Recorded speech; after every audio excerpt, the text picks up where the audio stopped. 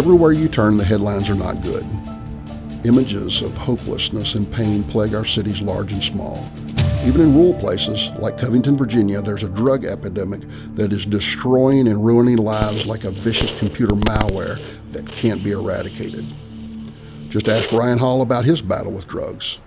As a top-ranked high school student and athlete, and the son of a well-known and highly respected sheriff, Ryan at one time had everything going for him, and his dreams and future looked bright. Ryan never got in trouble. He always listened to what you told him to do. It was like he was always a leader. He was, class president, voted youth attorney general, captains of, football and basketball. Always done real well academically. Just fun, loving. We'd joke around and things.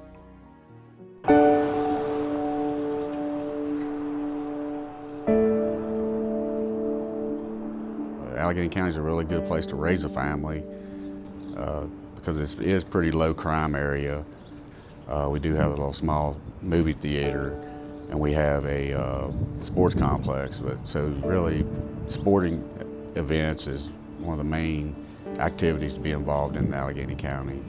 I played every sport that was out there. I played soccer till I could play football. I played basketball, I played baseball. Anything that was going on at school, I wanted to be a part of it. As far as clubs in high school, I was Beta Club, president of student council.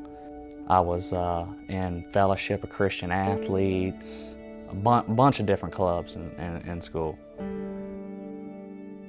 But all that Ryan worked and hoped for began to change the night his football career came to a sudden end. He was being looked at by a couple schools because, like I said, he was very quick and he had really good hands. He could catch anything.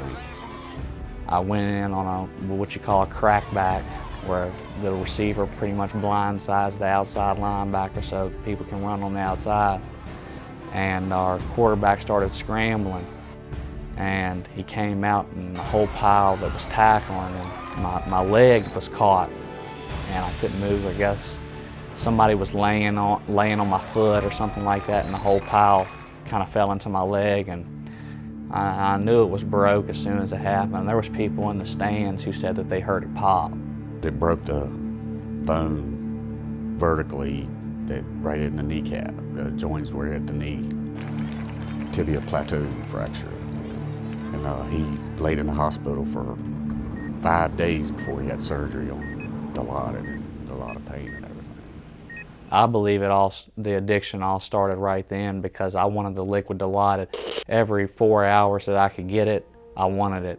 And so I was on the liquid Dilaudid for 3 days. And they said that he can't take the liquid Dilaudid anymore, because I guess they were fearing that I was, becoming addicted to it, or, because I was pushing the button every time I could get it. Well, they gave me the Percocets, and that was probably the worst night that I had in the hospital. I was up. And then they finally came back in and gave me the Dilaudid again. And then I had the surgery, and I went home, couldn't walk for 8 weeks, couldn't go to school, had teachers come to my house, and was on painkillers through that time, and along with tramadol. And the combination between those two, it increases your high. Over time, as Ryan's drug prescriptions came to an end, the drug dealers began to fill his darkened void. And the guy was like, if you like pills, you should try heroin. And I asked him, of course, what's the difference between heroin and pills? And he said heroin is pills times 10. So of course I liked the sound of that at that point.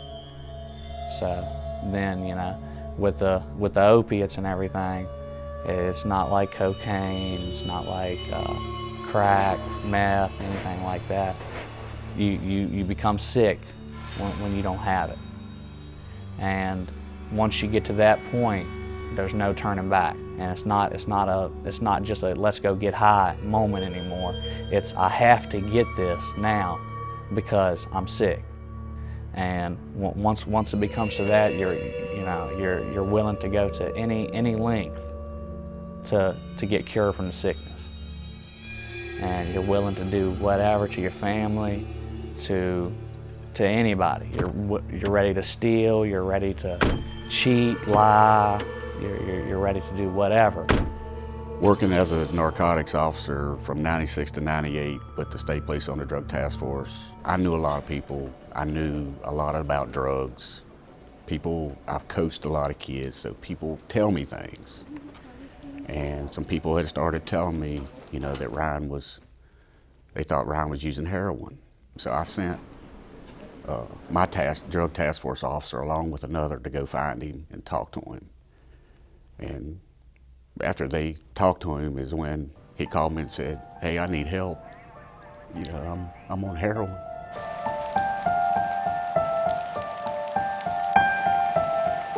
Despite his father's help and several attempts at rehab, Ryan eventually found himself behind bars.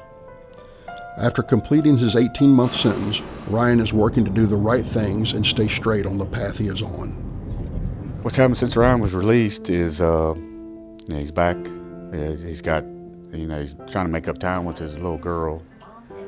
He's trying to find employment, and with the felony records on there, it's kind of hard. But like I say, Ryan was just, he had everything going for him, and then this drug got a hold of him, and it just totally changed him. This whole addiction, the whole thing with heroin, pills, drugs, period, it has gotten me felonies on my record. All these charges, the burglary, the forging and uttering with the checks, me going to jail, me not seeing my daughter, me not graduating from college, me dropping out of college, it's all because of heroin, period. Heroin just ended all of that, ended all dreams, And the cycle is you're going to keep on using, and you're going to get caught using. You're going to go to jail, or you're going to get caught by your family, and then you're going to go to rehab, and you're going to make them happy for 28 days, and then you're going to get out, use again until you get caught again, and then you're going to go back to rehab and make them happy for 28 days, and then try to fool them again, and you just keep on and keep on. It's just a cycle that you just can't break. It's a constant struggle, you know what I mean? But do I think I'll ever use heroin again? No, because I know. But what was scaring me is I was popping pills, and I know how it goes. You start popping pills, and then it just progresses until eventually you're using heroin again, and then the only way out of that is jail or dead. Now, as we wrap up our series tonight on the faces of addiction, tonight we introduce you to perhaps the most unlikely sufferer that we talked to. Virginia State Police recently documented the story of the Alleghany County Sheriff and his son who got addicted to heroin. You're going to see things. You're going to be tempted. You're going to have to make decisions. Ryan was using 10 bags of fentanyl a day, all at one time. His father says it's enough to kill most people. And how he was able to survive, I think it's just a message from God that there's a purpose for you out here to share your story to help save someone else. It's been a long, tough road. That's exactly what he's doing now, owning his story. The students gain wisdom from his painful past, and in return, Ryan gets to look forward to another day clean and sober. It only takes one time. And, if you're a heroin addict and you try heroin one time, then you're going to ruin your life. It's going to grab. If you're a cocaine addict, try cocaine one time, the same thing. Meth, the same thing. Alcohol, the same thing. Anything. just don't do it. The only thing I can add is please talk to your parents, before you ever do anything that you shouldn't, or a police officer, or, if I or my son can ever help anybody, I think that's what we want this.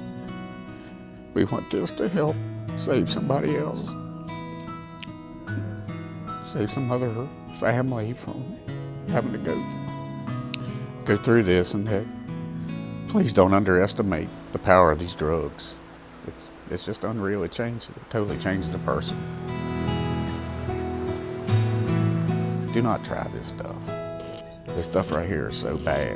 It's so powerful that you're going to be addicted to it, and you're going to ruin your life. I remember from the beginning, I told these guys when they went to go find my son, I said, go find him. I want to save my son's life. There's just so many people out here that are dying with a needle in their arm. Please don't do that. Please don't put your...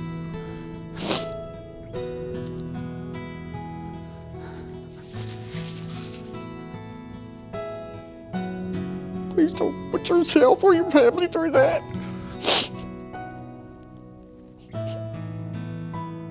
It only takes one time. Just don't do it. From gambling compulsions to internet disorders, there's many forms of addictions, but none are as bad or as more deadly than drugs. It is ruining more lives than ever before, even in the most unlikely places of our nation. That's one tragic headline that doesn't have to include you. Don't let drugs ruin your dreams.